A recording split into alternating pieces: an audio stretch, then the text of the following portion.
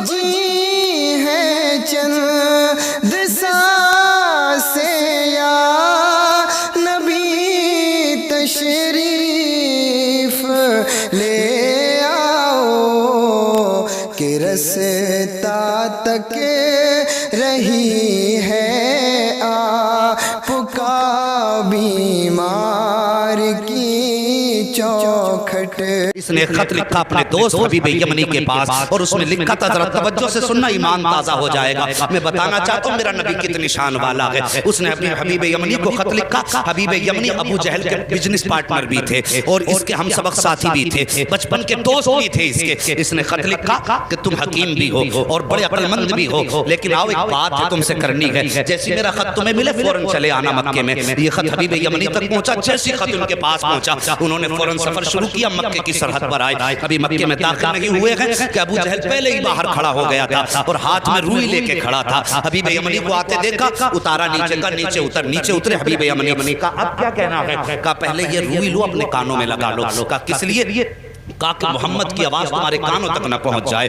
کہا اس سے کیا ہو جائے گا؟ کہا تم نہیں جانتے ہو اس کی آواز جن کے کانوں تک پہنچ جاتی ہے پھر وہ انہی کی بولی بولنے لگ جاتا ہے، انہی کی بولی بولنے لگ جاتا ہے۔ حبیب یمنی نے کہا چل ٹھیک ہے یار، بتا کیوں تو نے بلایا کس لیے ہے؟ کہا یار تجھ سے سچ بتاؤں؟ کہا ہاں۔ کہا رشتے میں بھتیجا لگتا ہے لیکن باتیں بڑی عجیب کرتا ہے۔ کہا کیا کہ ہمارے خداؤں کو برا کہتا ہے، کہتا یہ پتھر کے خدا ہیں، یہ کچھ نہیں دے سکتے۔ وہ کہتا کہ ایک خدا ہے اور سب کو مرنا ہے، مرنے کے بعد اپنے اپنے زندگی کے اعمال کا حساب بھی دینا ہے۔ کہا یار ذرا سچ بتا کہ بندہ مر کے پھر سے زندہ ہو سکتا ہے؟ حبیب یمنی چونکہ پڑھے لکھے انسان تھے، کہنے لگے یار باتیں تو وہ سچی کرتا ہے، جس نے جب کچھ نہ تھے تب پیدا کر دیا تو اگر وہ مارنے کے بعد پیدا زندہ کر دے تو کون سی بڑی بات ہے؟ کہا یار ذرا ساتھ چل۔ ہاتھ پکڑا ابو جہل نے حبیب یمنی کا، اپنے نبی کی شان ملاحظہ کرو، اپنے گھر میں لایا۔ اب حبیب یمنی کہتے بلایا کس لیے ہے تو نے؟ کہا یار میں نے تجھے اس لیے بلایا ہے ذرا اس کا علاج تو کر دے، تو حکیم ہے نبض پکڑ کے دیکھ لے، اس کا علاج کرنا ہے۔ حبیب یمنی کہتے ہیں ٹھیک ہے بلاؤ، میں ہاتھ پکڑ کے دیکھوں گا۔ اب ذرا توجہ سے سننا،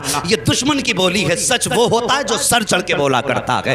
اگر کوئی اعلیٰ حضرت کو گالی دے تو اس کے بکواس کرنے سے اعلیٰ حضرت کے رتبے کم نہیں ہو جاتے ہیں۔ مخالف اسی کے ہوتے ہیں جو حق پہ ہوا کرتا ہے، دشمن اسی کے ہوتے ہیں جو سچ پہ ہوا کرتا ہے، کبھی اہل غیرے کا کوئی مخالف نہیں ہوا کرتا ہے۔ ذرا توجہ سے سننا پیارے، ابو جہل نے کہا تھا کہ میں نے تجھے علاج کے لیے بلایا ہے۔ کہا ٹھیک ہے بلاؤ۔ کہا کیا کرے گا؟ کہا نبض پکڑ کے دیکھوں گا۔ ابو جہل کہنے لگا یار اگر تو نے نبض پکڑ لی تو بات ہی ختم ہو جائے گی۔ کہا کس لیے؟ کہا ہاتھ مت پکڑ لینا۔ کہا کیوں؟ کہا جو اس کے ہاتھ میں ہاتھ دے دیتا ہے پھر وہ بولی اس کی بولنے لگ جاتا ہے۔ کہا یہ کہنا کیا چاہتا ہے؟ تب ابو جہل نے کہا تھا یار سن بات سچی ہے لیکن ذرا دماغ میں اتار لینا۔ ایک دن میں گیا تھا محمد کے پاس اور میرے ہاتھ میں پتھر تھے، میں نے جا کے کہا تھا بتا میری مٹھی میں کیا ہے، تو انہوں نے میری طرف دیکھا اور دیکھنے کے بعد کہا اگر میں بتاؤں تو کیا کمال ہوگا، اگر یہ خود بتائیں جو تیری مٹھی میں تب کمال ہو جائے گا۔ کہا میں خوش ہو گیا، میں سوچنے لگا یار اب تو یہ پھنس گئے ہیں، میرے ہاتھ میں پتھر ہے اور پتھر بولا نہیں کرتے ہیں۔ کہا یہ سوچ کے میں نے کہا ٹھیک ہے انہی سے کہلوا دو۔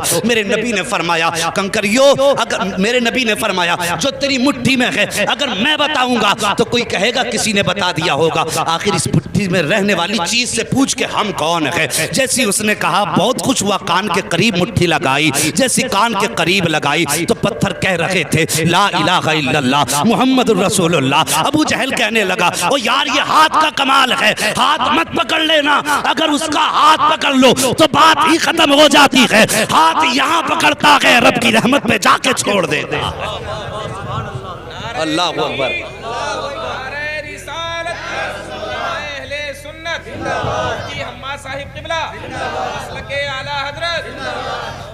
ہاں صاحب کہا کہ ہاتھ مت پکڑ لینا۔ کہا ٹھیک ہے پھر؟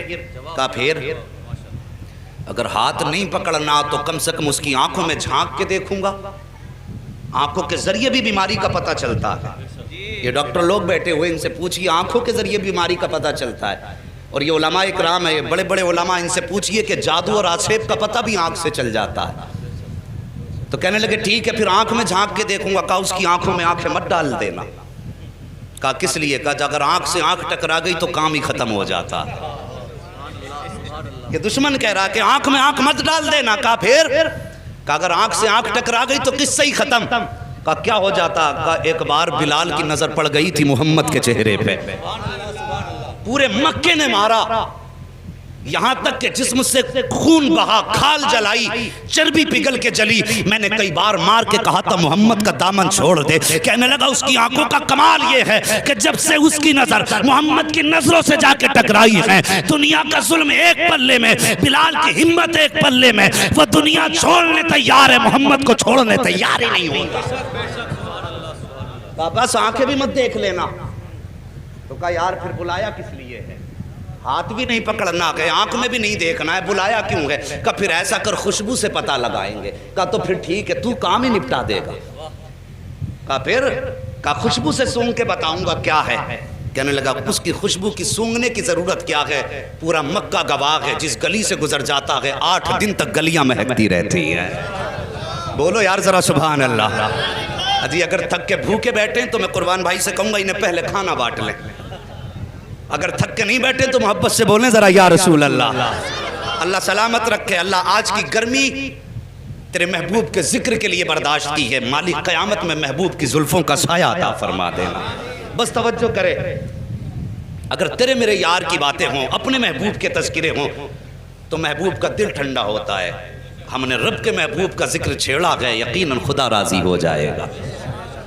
بس توجہ کریں۔ کہنے لگا خوشبو سونگنے کی ضرورت کیا ہے؟ جن گلی سے گزر جاتے ہیں 8 دن تک گلیاں مہکا کرتی ہیں۔ کہا کوئی ثبوت ہے؟ کہا ہاں۔ کہا کیا؟ کہا گزار کے دیکھ لو اور آنے بھی دو، قدم رکھنے سے پہلے خوشبو گھر میں آ جائے گی۔ ایک دن میرے نبی نے نا اپنی زوجہ حضرت خدیجۃ الکبریٰ سے کہا تھا خدیجہ 25 سال ہو گئے میرے ساتھ، 25 سال میرے ساتھ ہو گئے تمہیں، لیکن کبھی محمد کو دروازہ بچانے کی ضرورت نہیں پڑی۔ سارے بولو صلی اللہ علیہ وسلم۔ کبھی دروازہ بجانے کی ضرورت نہیں پڑی۔ بتاؤ میرے آنے سے پہلے ہی جیسے قدم دروازے پہ آتا ہے تم دروازہ کھول دیتی ہو، کیسے پتہ لگاتی ہو؟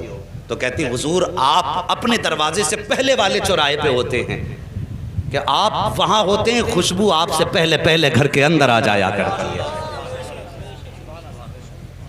امام احمد بن حنبل کے پاس ایک بزرگ آیا کہ کہنے لگے حضرت مجھے بیٹی کو رخصت کرنا ہے، بیٹی کو رخصت کرنا ہے۔ کہا پھر؟ کہا میری بیٹی پیدا ہوئی، مجھے بڑی خوشی ہوئی، میں نے منت مانگ لی تھی کہ اپنی بیٹی کو دنیا کی ساری چیز جہیز میں دینی ہے۔ حضور میں اس وقت امیر تھا لیکن اب بڑا غریب ہو گیا ہوں، میری یہ نظر پوری کیسے ہوگی؟ آپ نے فرمایا جا قرآن بیٹی کو جہیز میں دے دے، دنیا کی ساری دولت چلی جائے گی۔ حضور کی بارگاہ میں بزرگ آئے، عمر رسیدہ تھے، کہنے لگے حضور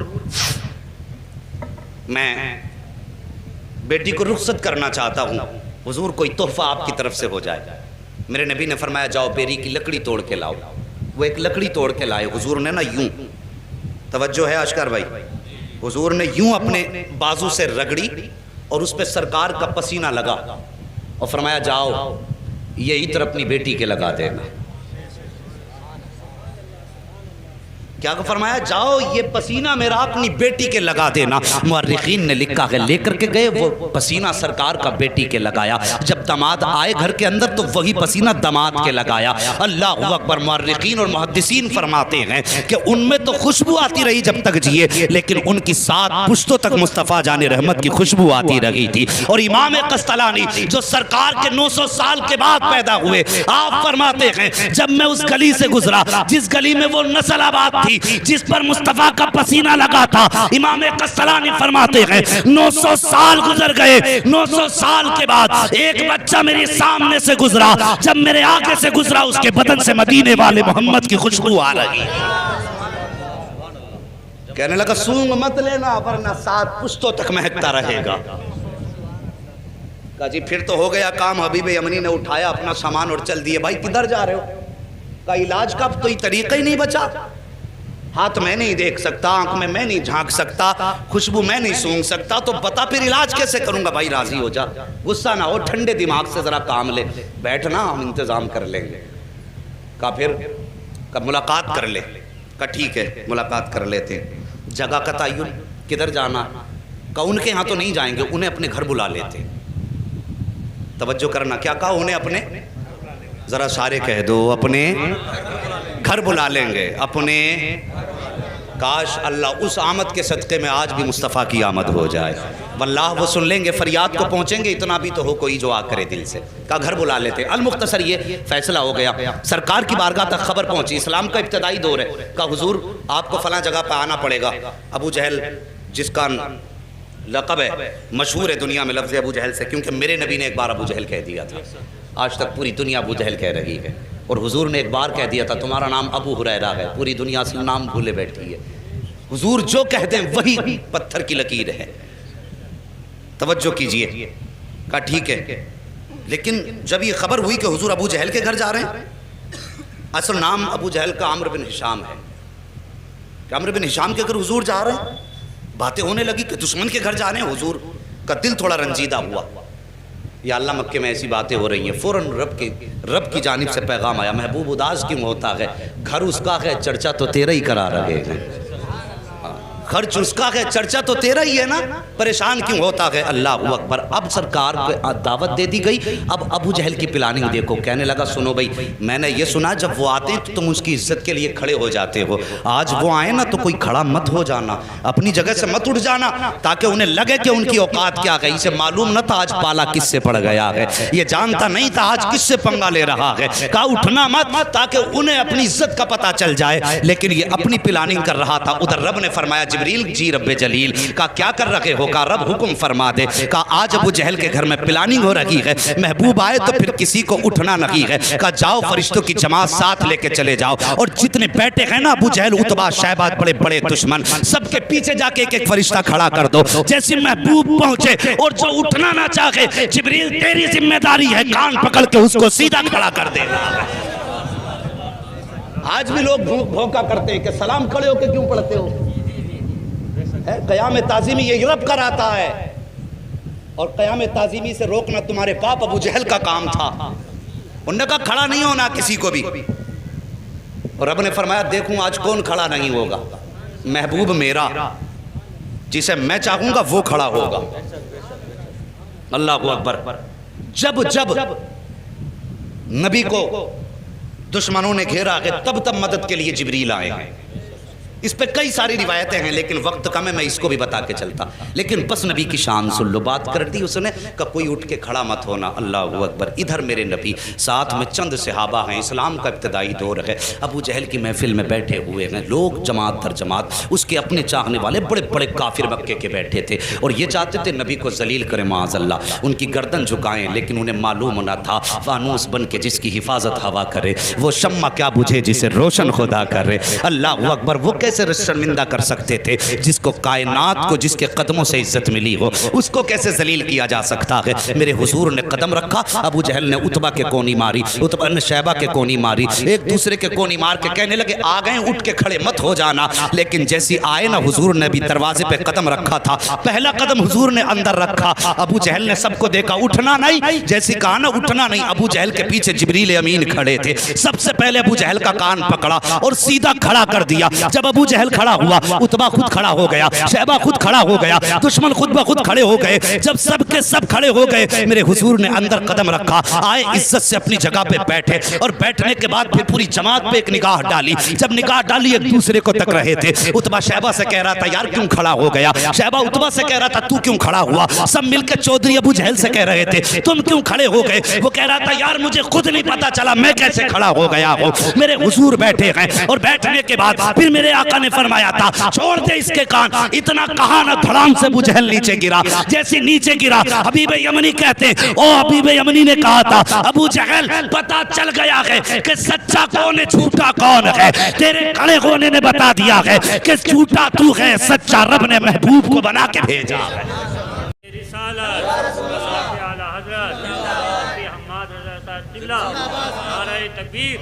بس توجہ کیجئے پیارے، اللہ سلامت رکھے سب کی نسلوں کو، جتنے بھی مسلک اہل سنت والے ہیں. بس توجہ کیجئے.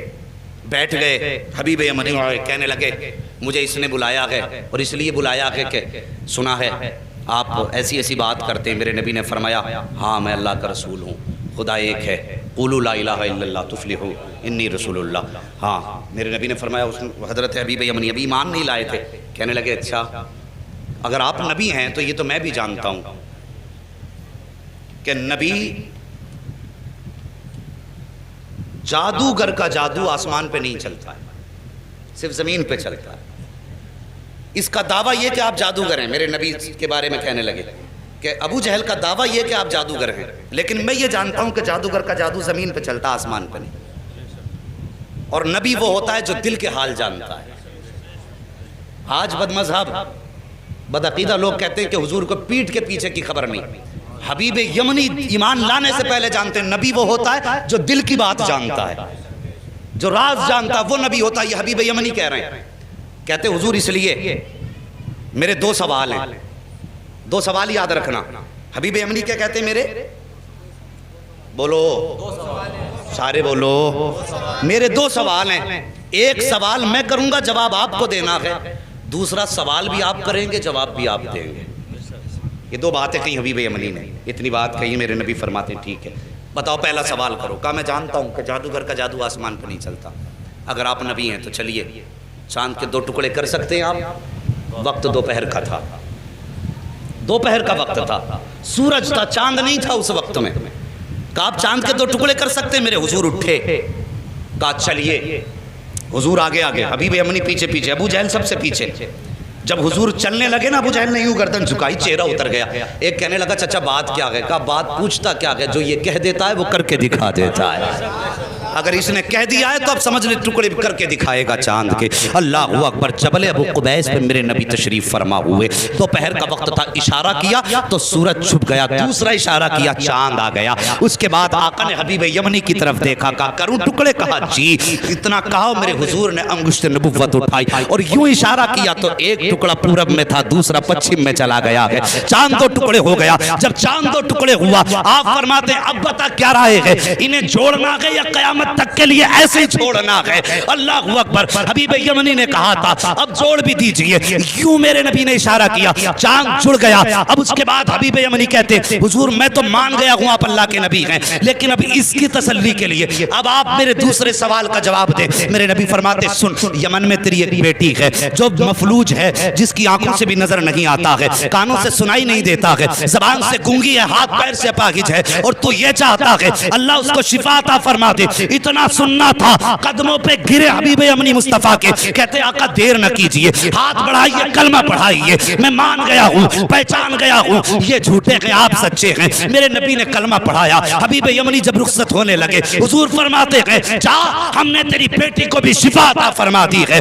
اب توجہ کیجئے، یمن کا مدینے سے فاصلہ دیکھیے اور یہ دوریاں دیکھیے۔ آقا فرماتے ہیں اللہ نے تیری بیٹی کو میرے ذریعے شفا دے دی ہے۔ حبیب یمنی دروازے پہ آئے ہیں، دروازہ کھٹکھٹایا، اندر سے آواز آئی، اس بیٹی کی آواز جو بول نہیں سکتی تھی، کہتی بابا ٹھہریے ابھی آ رہی ہوں۔ بچی جو چل نہیں سکتی تھی توڑ کے دروازے پہ آئی ہے، دروازہ کھولا، حبیب یمنی نے بیٹی کو دیکھا، زارو قطار رونے لگے، فرماتے بیٹی یہ کیسے ہو گیا، کیسے ٹھیک ہو گئی؟ بچی نے کہا تھا بابا دوپہر کا وقت تھا، میں لیٹی ہوئی تھی، لیکن اچانک شور ہوا کہ اندھیرا ہو گیا ہے، اندھیرا ہو گیا ہے بابا، مجھے تو نظر نہیں آتا، لیکن جیسی شور ہوا اندھیرا ہو گیا، میں یہ سمجھی رات ہو گئی ہے، میں لیٹی میری آنکھ لگ گئی، کیا دیکھتی ہوں خواب میں بڑے حسن والا چہرہ، بڑی خوبصورت وجاہت والا ایسا چہرہ تھا بابا کہ نظر پڑنے کے بعد ہٹنے کا نام نہیں لے رہی تھی۔ وہ میرے خواب میں آیا، اس نے آ کے میرے سر پہ ہاتھ رکھا، بابا ہاتھ لگنے کی دیر تھی کہ میرے پورے بدن کو اللہ نے شفا بخش دی ہے، اور بابا مجھے کلمہ بھی پڑھا کے گیا ہے۔ اللہ اکبر۔ اتنا سنا، بیٹی کے سر پہ ہاتھ رکھ کے حبیب یمنی روئے اور کہتے بیٹی میں بڑے نصیب والا ہوں، جس کی تو بات کر رہی ہے میں اسے دیکھ کے بھی آیا ہوں، اس کے ہاتھ میں ہاتھ دے کے بھی آیا ہوں، اور اس کے شہر میں کلمہ پڑھ کے آیا ہوں۔ تب بیٹی نے رو کے کہا تھا بابا نصیب والے آپ نہیں ہو، بلکہ آپ سے زیادہ نصیب والی میں ہوں۔ کہا بیٹی کس لیے؟ کہا آپ جا کے اس کے شہر میں گئے ہو، تب کلمہ پڑھا ہے، میں کتنے نصیب والی ہوں کہ وہ میرے گھر آ کے مجھے کلمہ پڑھا کے گیا ہے۔